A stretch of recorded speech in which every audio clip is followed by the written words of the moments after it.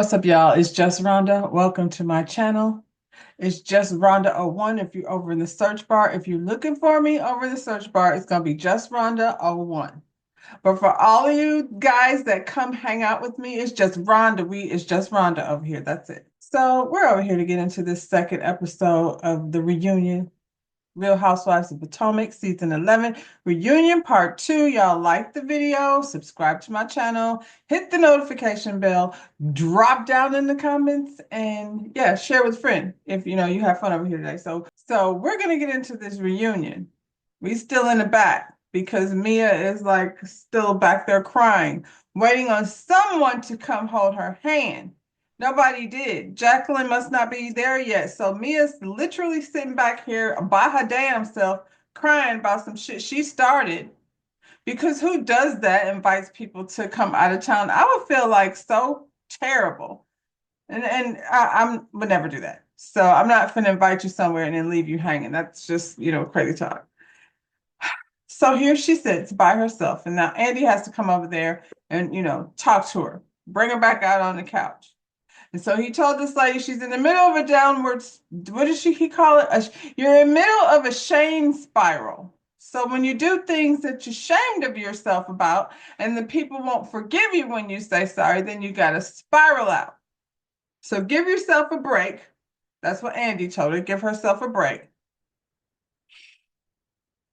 She said if she was not in the final weeks of her divorce, then this wouldn't be happening. But right now she's very emotional. And I was like, see, she's still lying. This is why she's here. And I can't stand a liar with fake ass tears.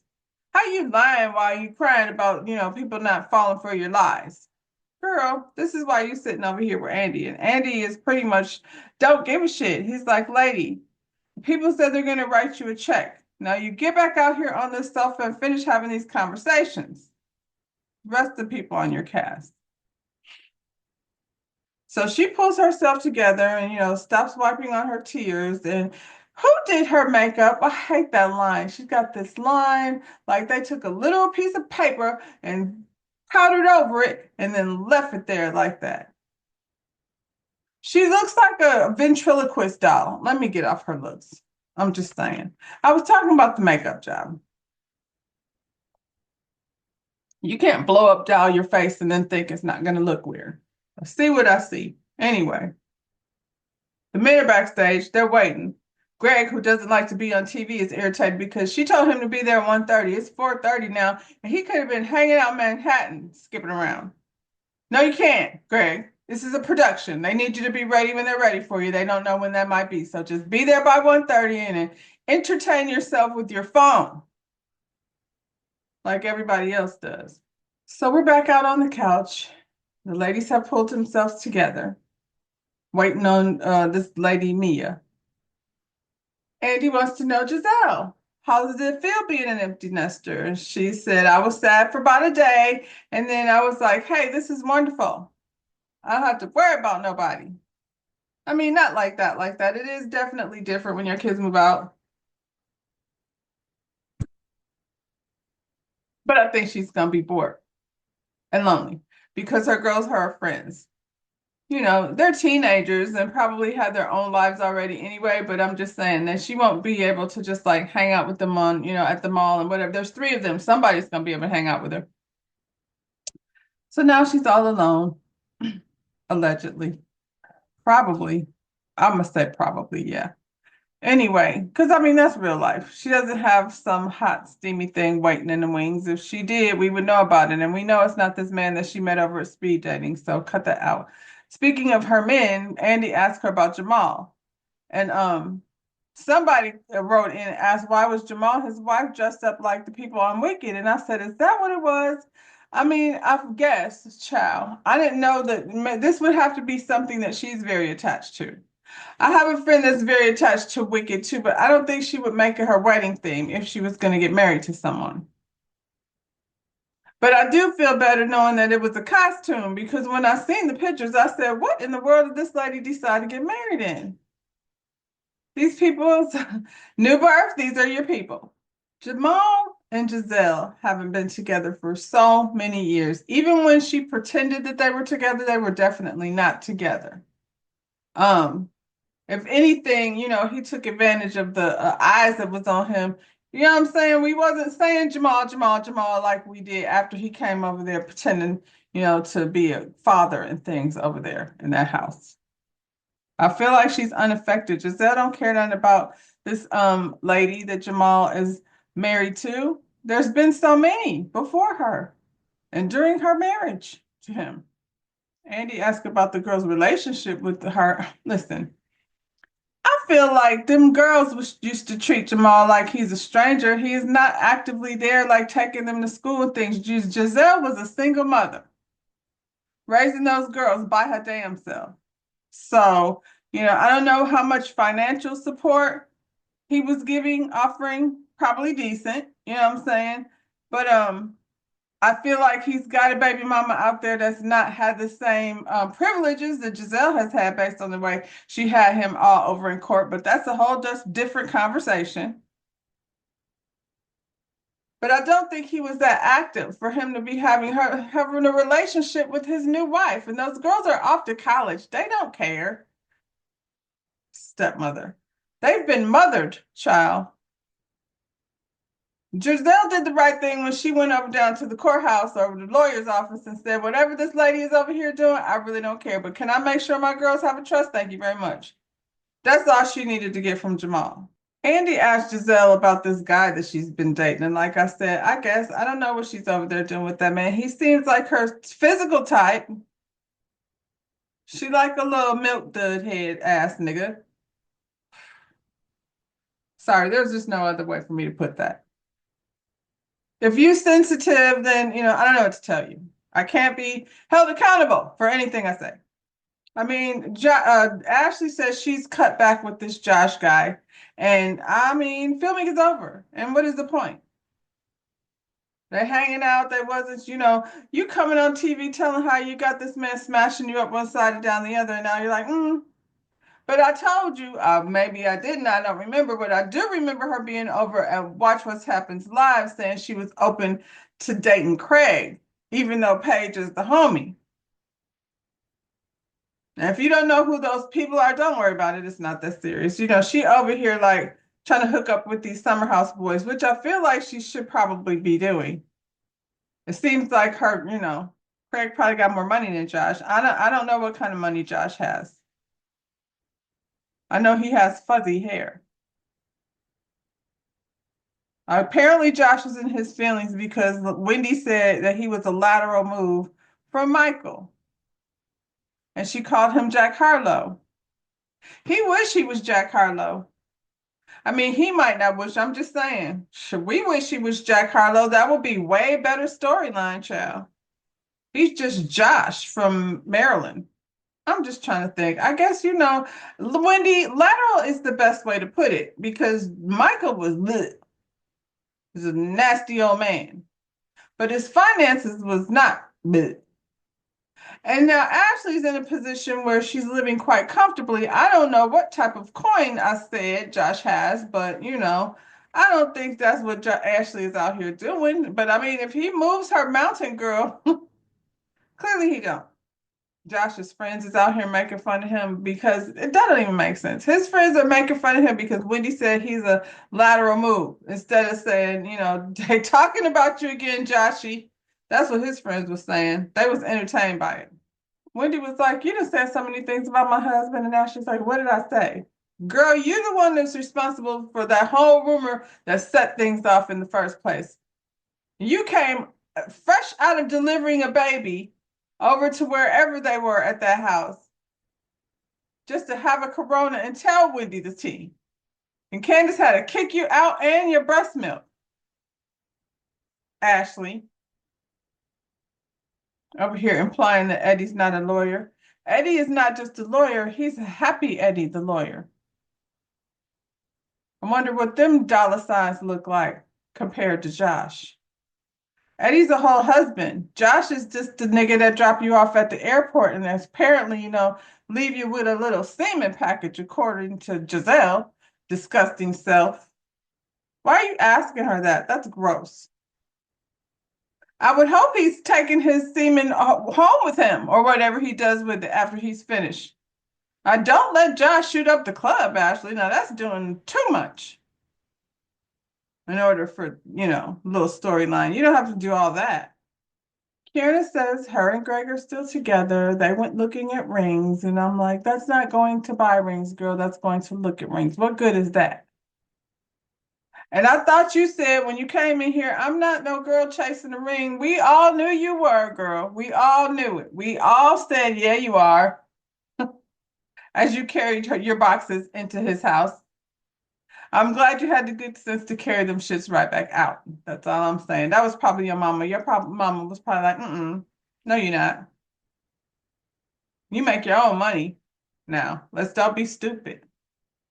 I make more money than him. I don't know what kind of money that man makes. I'm just saying she's self-made. So she said she's in the process of buying a condo. She wanted to call it premarital property. I like that term, girl.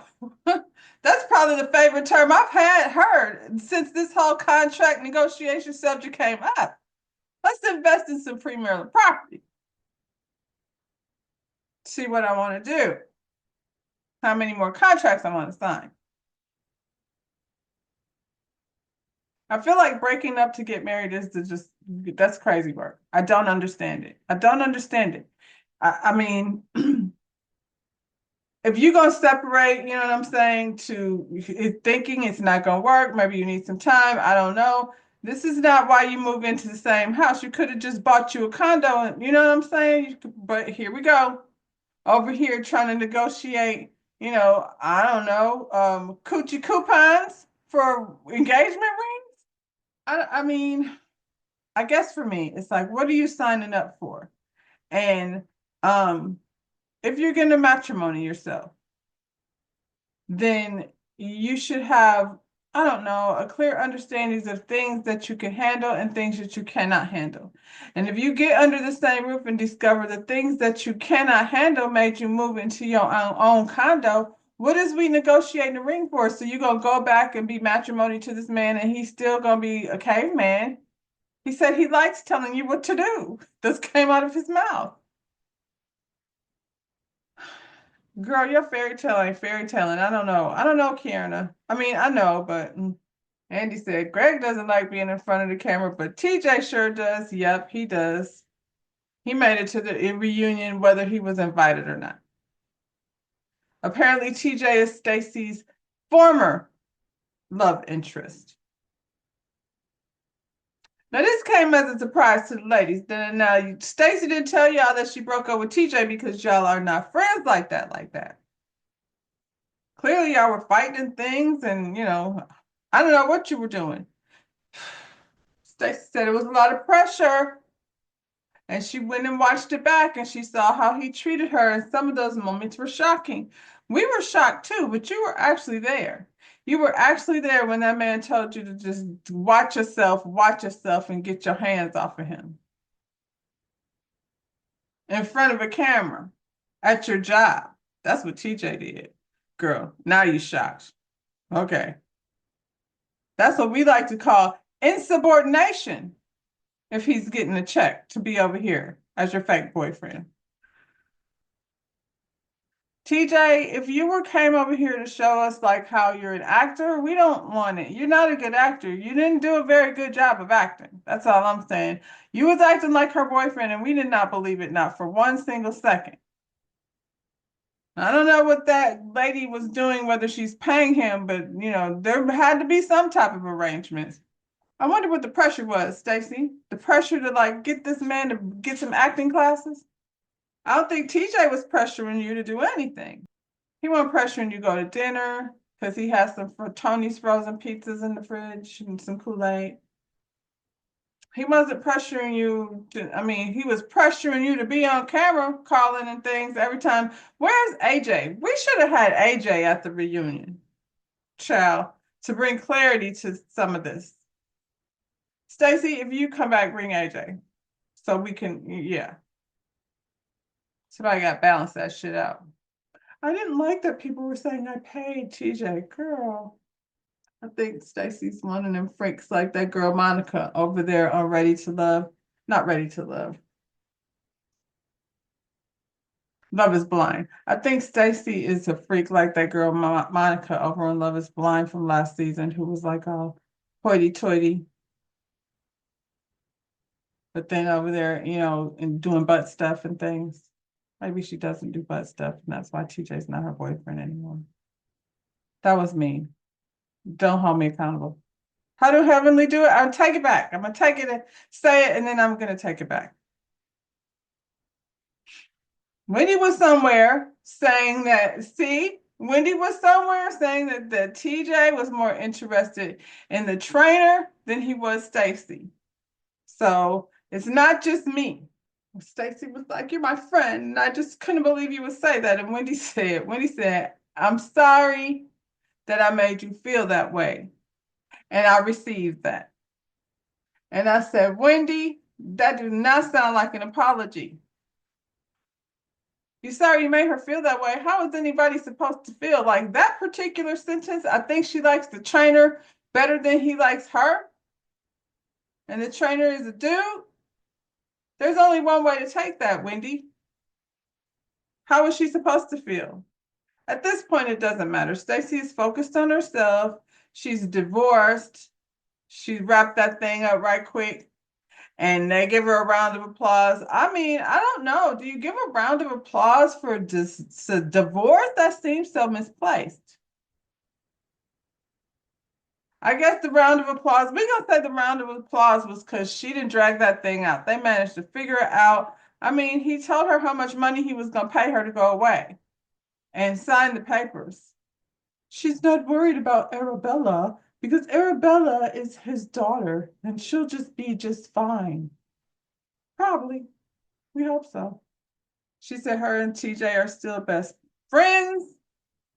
And Wendy is like, "So it's nothing's changed then. Y'all were best friends before. You wasn't smashing then. You're not smashing now, but you're still best friends. So what has actually changed?" What's changed is her and TJ are not friends at all. But I don't know. I guess she thought if he wasn't there, it wasn't gonna come out. Like she know this dude know how to call somebody one on filming day. FaceTime. He's friends with Eddie and Greg, allegedly. Eddie is funny. Eddie be getting all the tea because Greg, who was it? Gordon was telling Eddie stuff.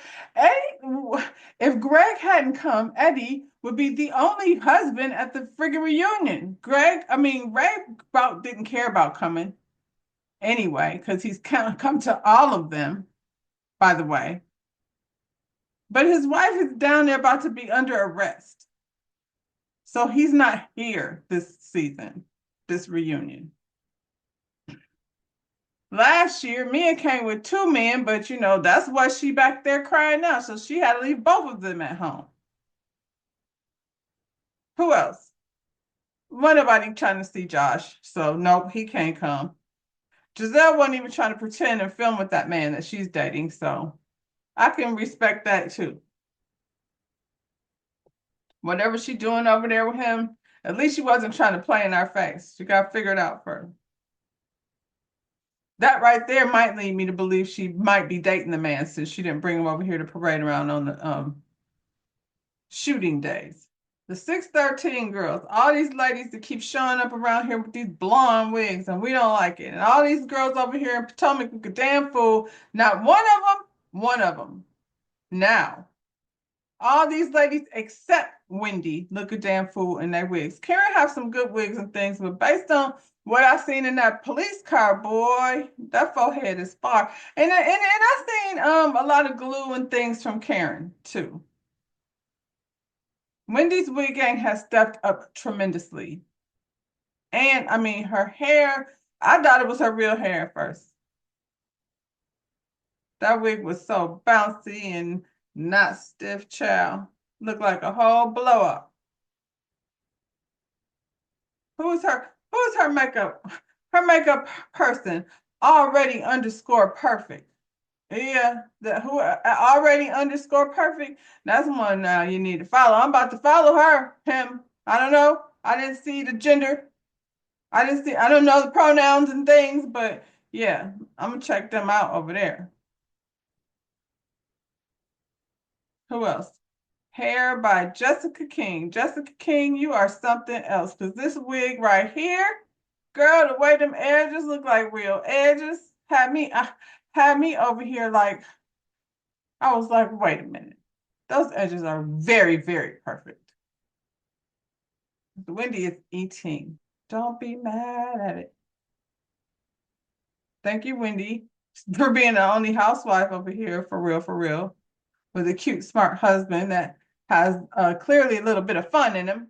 Anyway, these ladies, aside from Wendy, are not the wig gang. They are not the wig gang. I don't know how Ashley is sitting in the confessional with a red wig twisted up on the side of her head, critiquing somebody else's wig. And Stacey, that looked like you came up. Stacey's just be going to the beauty supply store in the hood, grabbing wigs off the styrofoam mannequin.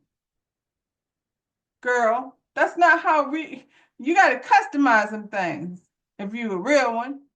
Stacey, Wendy, give her that lady's number. Jessica King. Knowing the way Stacey be out here copying people, she probably already got Jessica King's number. She's copying, we know it's some Spacey Stacey on the way, child. You would never convince me of nothing different based on the way this lady over here lying. And then, she had already made a call to Miss Jessica King, but we can share our hair, people. We don't necessarily want to show up wearing the same dress. Speaking of which, this bitch stole my look. So Stacey is the bitch that stole the look. The lady Vivian, the designer, designed a dress for Ashley for one of Ashley's events. And then Stacey came over there and asked this lady, Vivian, she wanted that same dress.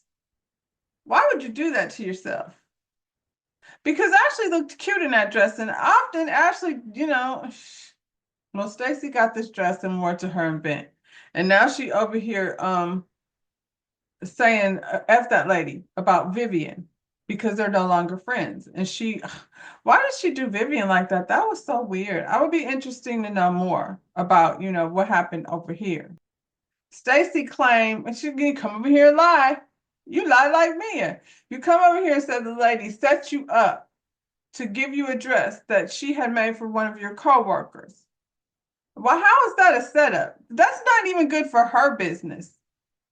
I wish she wouldn't have gave it to you. I wish she would have just refused you the dress because, it doesn't benefit her to give she could have switched it up a little bit. You know what I'm saying?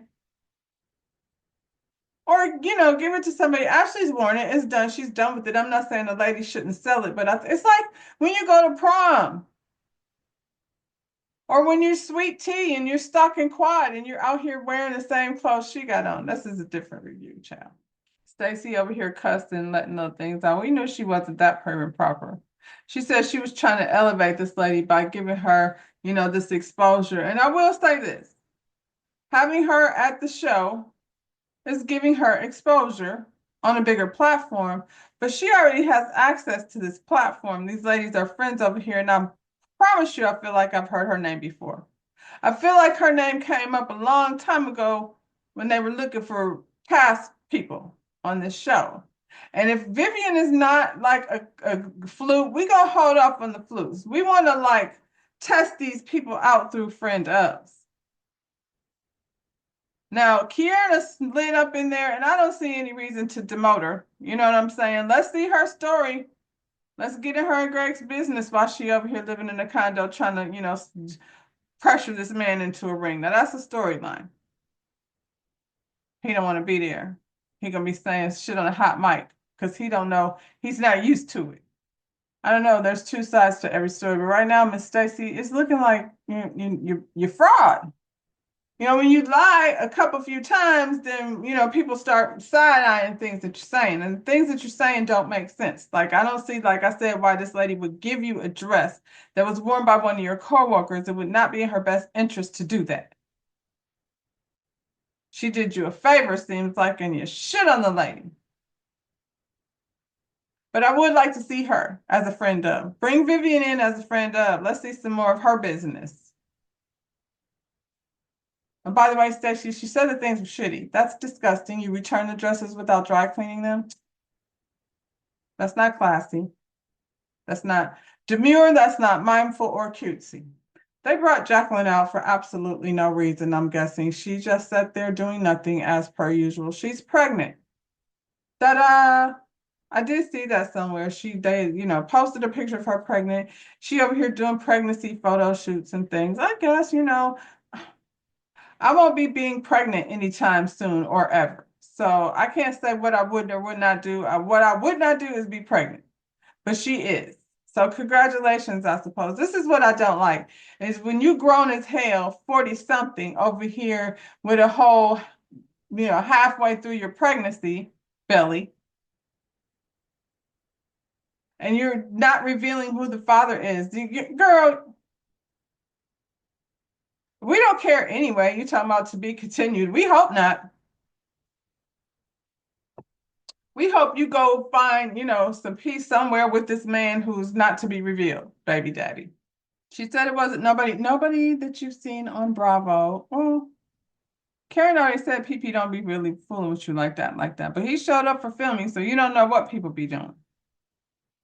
And Ashley wanted to make it clear, like, that the set reminded her of the time you kissed. Ashley, that's weird. She's pregnant. And that kiss was just the most boringest thing ever. No porn site will ever be asking you to come over there as a man or a woman. Because what's his name? Ash Pope, Chunk, whatever you call yourself. He, girl, he looked like Tom Sandoval. Nobody wants that. So we brought Jacqueline over here to talk about Mia, because without Mia, there is no Jacqueline. So we have this flashback of Mia's messy situations and with Gordon and Ink, and how, she basically was out here exposing things to her children in front of the whole world to see, blindsiding these children with divorce information, and the cameras are right there. And she's just crying, oh, this is just so hard. It's a hard situation. And everybody was just sitting there looking at her like, girl, she might as well stop with the tears. Like, her face is so Botox and stiff. I don't know where those tears are even coming from, or if they actually exist. She might be sticking her finger in an eye or something. Mia says she broke up with Ink, and Giselle says she lying. She's still with Ink. She said Ink live in Atlanta and Mia do too. She don't even live in Potomac, and she was flying her kids back and forth to Atlanta. That's where she stayed. And then somebody asked where do her kids go to school, and she said they're on private homeschool. First of all, Mia, okay, I guess there's private and there's public. So, but homeschool is homeschool, child, depending on how much involvement the parent has. And I don't see Mia helping her children with homework in Potomac or in Atlanta. But her other son lives there, and Ink lives there. So I'm inclined to believe that this lady is in Atlanta a lot. And she's stumbling, trying to clean the story up. And they was like, and Giselle said, the lady in the airplane that was sitting in front of you while you was in the back, because you ain't a first class type of bitch, you a coach type of person, Mia. People said they seen you on the airplane. I mean, I fly back and forth, girl, Mia. And it must be on her, what you call it, Fashion Nova checks. She says she out here getting Fashion Nova checks. And I'm like, well, I've never seen Mia put on anything I would want to wear. But maybe for Fashion Nova customers. What's his name? Andy asked them, like, what type of person, what do they think of Ink as a person, not besides him just being short. And Wendy said he's a very nice man, and maybe he didn't realize like how cruel this situation could be, and he agreed to film with this lady, and he didn't know that the internet was going to come for him like that, like that. And Giselle was like, he came over here to be on TV. That's why he's here. They broke up probably because he doesn't need to be hanging around her anymore right now because she's not filming. Wendy said she came over here with this storyline and that, it backfired. And so now she's trying to, fix it up, clean it up, and it's, not working because she's over here crying because the people don't believe her anymore. And she said, Wendy said Gordon and Ink and Mia are all in cahoots together on this whole thing. They know what they over there doing, having arrangements. And Gordon said he wouldn't mind being nice to Ink, like, because he's around, but he don't trying to be over here filming with the man. And she ambushed him anyway. They were like, what about your kids? What are they going to think about this? And they don't go on social media. I hate the answer. Yes, they do. Mia seems like the type of person you didn't even know where your kids was, girl. You was in Panama and they was somewhere with the old babysitter, according to you. And you didn't go nowhere near the airport or even call an Uber. You sat there talking about let me see for a second. So maybe they had time to go on the internet where you weren't with them. You do fly back and forth to Atlanta to see Ink, and you said they don't go every time with you. So then somebody's taking care of them, which probably has internet, Mia. That's why Giselle is over here calling you a terrible mother. Your lies don't make sense. People that keep lying have a hard time keeping up. When you get so dog deep in a ditch of lies like Mia, it's just hard to remember all the things you say. And she lies like she just lied in the back, talking about she's weeks away from divorce. She's sitting up there, I did not. That's not what happened. No. They were calling her out about lying about her son's paternity. They're like, this is crazy that you would go on a show and say this about your son, knowing that there's a possibility he's going to see it later. And then somebody said, I thought you said he was conceived via IVF. And she said, he was. And they're like, well, then obviously you weren't pregnant because before they perform the IVF treatments, they have to take a pregnancy test. Well, you could be pregnant. No, you can't. They take blood tests and things. Now you want us to believe she sound like this boy over here with the Tylenol, ibuprofen addiction. Girl, people are not stupid. And you happen to be around smart people. You used to hanging around Jacqueline where you could tell her anything and she believes it, not these girls. Kierna said her like trying to, push this whole situation on Gordon was like elderly abuse. And I'm like, I wouldn't call it elderly abuse. I mean, it's assholish. He's not even if his capacity to understand things is that bad, then maybe he should be like under some type of I don't know, retirement home type situation where he has people there to keep an eye on him. He needs to care his damn self to be caring for the children. So what are you saying? Like, how safe is it for the kids to be with the man when you want to say he's having an episode and they just happen out the blue? Well, and then what happens when your kids are over there? That's what happens when you tell lies, Mia. Gordon is a liar too, so, he doesn't get a bonus. She said, but the way things happened with, my first husband and how Gordon came in and was such a great father figure to my son. I mean, I just figured we could do it all again. And I'm like, yeah, but last time you weren't shoving your new nigga in his face. He was the new nigga. So it's no fun when the rapper got to. Giselle jumped right on this opportunity to eat that ass up. For whatever they started on me with, she finished it. Sub-Zero style. Somebody asked me about bringing up Giselle's daughters.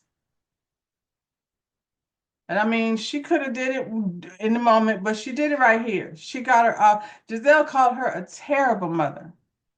Repeatedly. I can't believe you would do this. Your kids are going to see this. Your behavior is deplorable.